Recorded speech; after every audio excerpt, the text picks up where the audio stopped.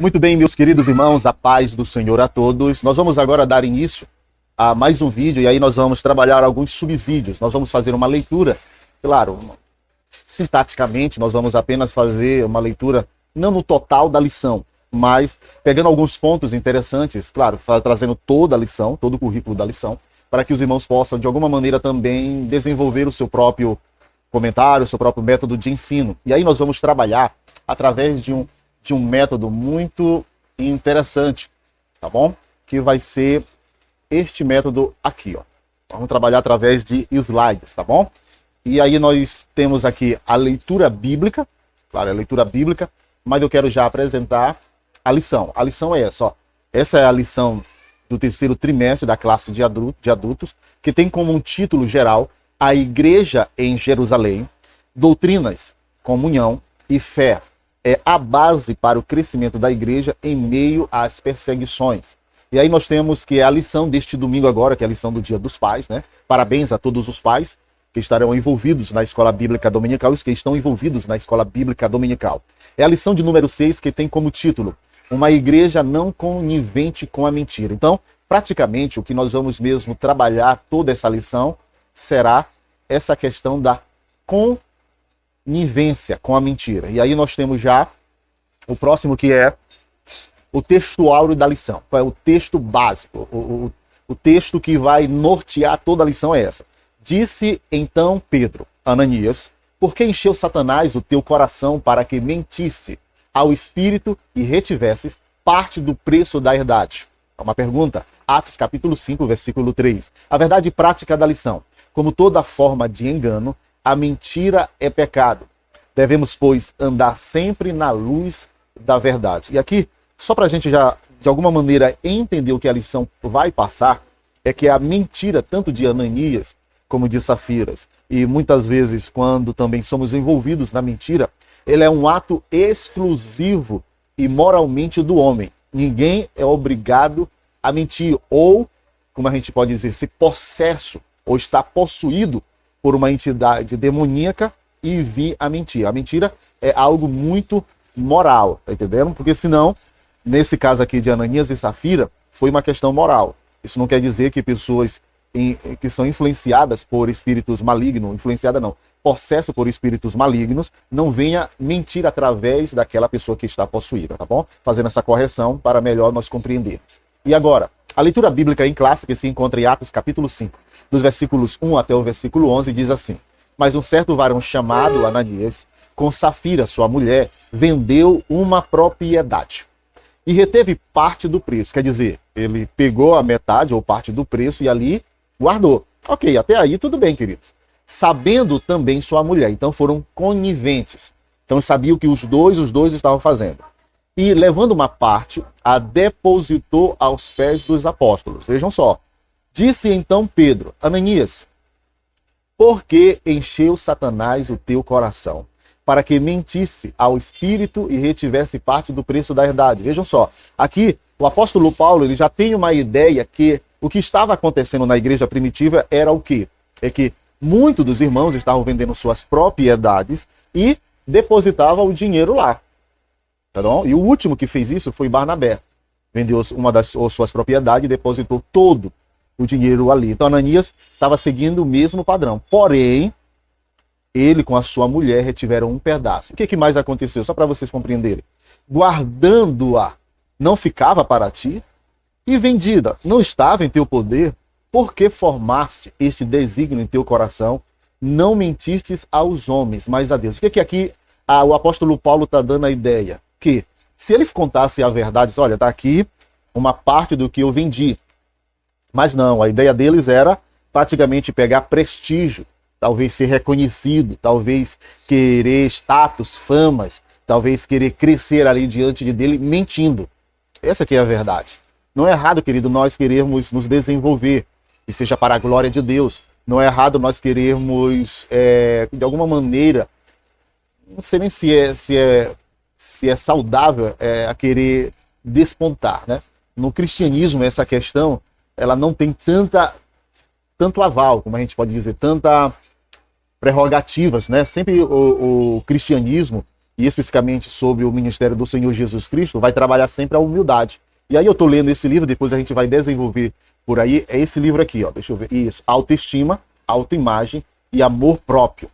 Como substituir biblicamente a autoadoração pela autoavaliação. Isso é para um próximo vídeo. Se você se interessar, por favor, deixa aí nos comentários. E falando nisso, se inscreva em nosso canal, deixe um comentário, ative o like, quer dizer, dê o like, ative as notificações e compartilhe o nosso material. Vamos continuar a leitura.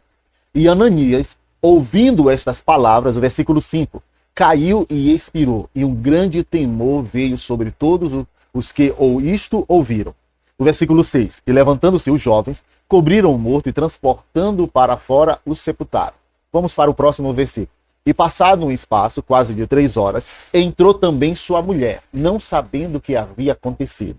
E disse-lhe Pedro, aqui nós vamos entender, irmãos, qual é o pano de fundo. Vejam só, dize-me, vendeste, portanto, aquela herdade? Quer dizer, o apóstolo Paulo ainda dá uma segunda chance, querida, aqui à esposa. Vendestes, portanto, aquela herdade? Portanto, aquela herdade? Ela disse, sim, portanto. Então, ela e o marido já estavam, como eu posso dizer, juntos nessa trama, nessa mentira, diante da igreja e diante dos apóstolos e diante da Trindade, diante do Espírito Santo. Então, Pedro lhe disse, por que é que entre vós vos concertastes para tentar o Espírito do Senhor? Vejam só, querido, toda mentira, todo planejamento, toda arquitetação, querido, que ela não vem para a glória de Deus, que ela não vem para o crescimento do reino de Deus, que ela não vem para o desenvolvimento do corpo de Cristo, querido, é muito perigoso. E muitas vezes o nosso arqui-inimigo ele está ali envolvido. O versículo 9 continua. Eis aí a porta aos pés do que sepultaram teu marido, e também te levarão a ti. Tá bom? Vamos continuar para nós concluirmos. E logo caiu aos seus pés e expirou. E entrando os jovens, acharam-no morta e a sepultaram junto de seu marido. E houve um grande temor em toda a igreja e em todos os que ouviram estas palavras. O interessante é que no começo da igreja primitiva, esses sinais eram notórios. Esses sinais eram praticamente como constantes para que a igreja ela não sofresse descontinuidade de crescimento e desenvolvimento. Era necessário que isto aconteça. Agora, trazendo para a atualidade, queridos, para o nosso contexto, o quanto nós precisamos disso. Não ao ponto, né, de pessoas morrerem, porque senão, meu irmão, já seria como a gente teria que, praticamente, era muita morte. Então a gente precisa ter um cuidado, mas os dons espirituais, eles precisam estar ativos. Dom de discernimento, e aí discernimento de espírito, conhecimento, quer dizer, sabedoria, né? Dons de profecias relacionados para edificar, tá entendendo? Para conhecer o que por detrás está todo o movimento do ser humano, tá bom? Vamos continuar. Introdução da lição. Um casal, aparentemente, isso aqui é aparentemente despretentuoso, mas que não era despretensiosos. Eles estavam querendo fazer aquilo. Achou que podia lucrar às custas da santidade da igreja. Estavam querendo usar a igreja para o seu bem comum, para o seu próprio desenvolvimento, para lucrar. E a gente precisa ter um cuidado muito grande nisso. Ao combinarem um ardil para enganar os apóstolos, Ananias e Safira estavam, na verdade, a serviço do diabo, o pai da mentira. Nesta lição, aprenderemos que é possível um crente não vigilante estar a serviço do diabo em vez de agir em favor do reino de Deus. Olha, isso aqui é interessante, queridos. Aqui, o importante é a vigilância. Nós precisamos estar constantemente diante do Senhor, pedindo, como o salmista, né? Ele disse, sonda-me, ó Deus, vê se há em mim algum caminho mau e guia-me pelas veredas da justiça. Nós precisamos pedir a Deus em nossas orações, enquanto estivermos ouvindo a palavra de Deus, correções. Pedir que Ele nos discipline, irmãos, para que não venhamos chegar ao extremo de usar a igreja para o nosso próprio desenvolvimento humano, egocêntrico e egoísta, tá bom? Deixa eu repetir novamente aqui aonde eu frisei. Nesta lição, aprenderemos que é possível um crente não vigilante estar a serviço do diabo em vez de agir em favor do reino de Deus. Foi exatamente isso que aconteceu com Ananias e Safira. Tentaram obter lucro negociando valores do reino. Como crentes, não podemos usar de engano, porque Deus sonda os corações. Cabe, portanto, a nós nos afastarmos do pecado pelo temor do Senhor. Aqui outro ponto interessante é temer a Deus. Nós precisamos temer a Deus. Irmãos, o temor, ele é necessário. E esse temor, ele traz o quê? Reverência. Ele traz o quê? Respeito. Ele traz o quê? Santidade. Então você já se comporta de uma maneira pelo qual o Senhor deve ser exaltado. Vamos continuar? E aí nós temos os objetivos da lição. Os objetivos da lição, irmãos, são os pontos, os 3 pontos da lição. Apresentar a origem da mentira como uma estratégia de Satanás para enganar os crentes. E aí você pode pegar desde do jardim do Éden, querido. A mentira, a meia mentira, uma mentira disfarçada disfarçada, não é verdade. De meia verdade, querido, isso é estratégia de Satanás. Satanás, querido, ele, quando ele tem acesso, ok, mas só que ele não quer isso. Porque ele sabe que se ele possuir, como eu falei no início, se tiver uma possessão e ele usar aquela mentira, a pessoa que está sendo possuída, ela não tem nenhum, como a gente pode dizer, culpa. Porque ela não foi deliberadamente ela que mentiu. Então o que Satanás faz? Ele vai tentar nos influenciar. E aí sim, ele vai o quê? Lançar os seus dardos, ele vai tentar de alguma maneira nos engodar, ele vai tentar de alguma maneira de deslumbrar, ele vai tentar de alguma maneira nos enganar para que possamos mentir. E quando fizermos essa mentira, e quando estivermos ali pecando contra o Senhor, nós somos responsáveis pelos nossos atos. É por isso que a Bíblia, querido, até a lição ela vai trabalhar sobre o crente deve ter a armadura de Deus. O crente deve estar protegido, cercado de oração, de comunhão com Deus, de intimidade com Deus, buscando em todo o tempo o conselho com os pais, com os seus coordenadores, com os seus pastores, dirigentes, com a liderança da igreja. Para quê? Para que não venha pecar contra o Senhor e incorrer em várias consequências e muitas vezes danosas. O segundo objetivo é mostrar que mentir é uma escolha moral, como eu falei ainda agora, e que todo crente deve rejeitar o engano. Você se lembra de Caim?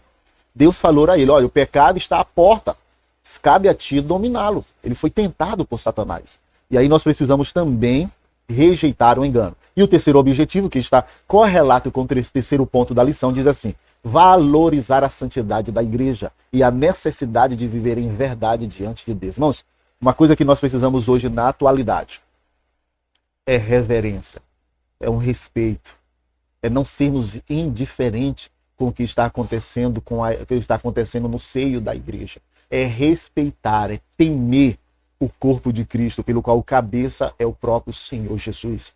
Então a santidade convém a nós cristãos. E aí nós precisamos disso. Vamos continuar. Diz assim, aí nós temos o primeiro ponto da lição, que é o diabo, o pai da mentira. É da natureza satânica mentindo. O próprio Jesus ele falou que o pai da mentira é o diabo. Motivado pela cobiça, pelo desejo de obter lucro fácil, Ananias deu lugar ao diabo que o levou a mentir. Não deis lugar ao diabo. Fuja, se proteja com orações, com a leitura da palavra, comunhão, com intimidade. Se congregue, participe da escola bíblica dominical, participe dos seminários, dos fóruns. Ei, se prepare, ou se equipe, ou se instrumentalize com a presença de Deus, com a palavra de Deus, com bons livros, com bons vídeos. Não fique alienado, não brinque com a sua vida espiritual. Não dê motivo, não seja motivado. Ei, repreenda, peça ajuda a Deus, peça socorro, tá bom? Salmo de número 46, ele é bem claro. O Senhor é o meu refúgio e a minha fortaleza, socorro bem presente na angústia. Então ele é o nosso refúgio, querido. Vamos lá. O segundo subtópico do primeiro ponto, que é o diabo, o pai da mentira, diz assim: a mentira como um ardil maligno. A questão, portanto, não estava em não saber fazer a coisa certa, mas em subestimar o ardil de Satanás que possui a capacidade de induzir e fazer coisas erradas. Não, os ardis, quer dizer, as setas, as suas estratégias, os seus enganos, os seus instrumentos, os seus métodos. Ele tem métodos para nos enganar. Irmãos, o Espírito de Deus habita dentro de nós, queridos. Nós não somos mais, nós não temos mais o Espírito, nós não somos mais guiados pelo Espírito ou pela nossa carne. Agora o Espírito de Deus habita em nós e está nos santificando, está nos purificando. Então, é escolher a coisa certa, como diz aqui a questão. E o terceiro subtópico diz: não subestime. estime o inimigo. Paulo orienta os crentes a se revestirem de toda a armadura de Deus, para que possa ficar firme contra as astutas ciladas do diabo. A expressão grega astuta cilada traduz o termo grego metodeias, de onde procede o nosso termo português método. Então ele vai usar método, no método ele vai trazer recursos, dos recursos ele vai apresentar a nós. O diabo é meticuloso e trabalha metodicamente para enganar os cristãos. Vigiemos. E aí nós temos agora o segundo ponto da lição, que é o cristão e a mentira. Mentir é uma escolha. Ananias não foi obrigado, nem tampouco constrangido, e eu posso dizer aqui, nem tampouco possuído a agir da forma como agiu. Tanto ele como a sua esposa, que foi conivente com a ação dele, tomaram uma decisão livre. Interessante é que a lição bíblica, ela vai trabalhar, querido, a questão lá que você viu que o apóstolo Pedro ele vai dizer por quê? Vocês junto com Satanás planejaram isso. Tá bom? Então nós precisamos ter um cuidado muito grande. Vamos lá. O que foi? Não sei. O que foi?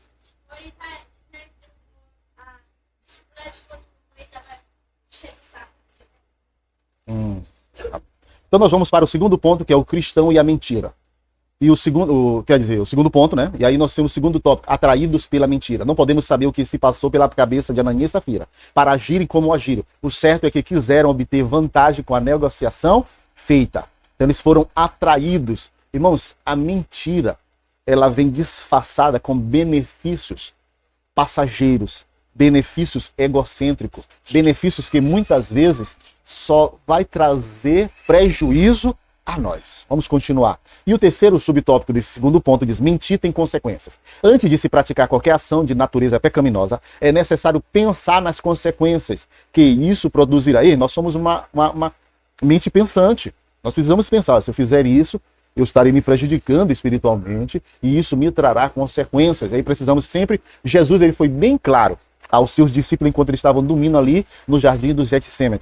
A ordem é correta. Ele disse vigiar e orar. Ele disse não orar e depois vigiar. A gente vigia e ora. A gente vê a situação e vai orar. A gente vê a tentação e vai orar. A gente vê o que está acontecendo, o que está nos induzindo, o que está tentando nos envolver, e nós vamos buscar a face de Deus para Ele nos livrar, para Ele nos guardar e para Ele nos dar força para nós resistirmos às tentações. Quantos crentes, muitos deles experientes, hoje lamentam por não ter levado em conta as consequências de suas ações.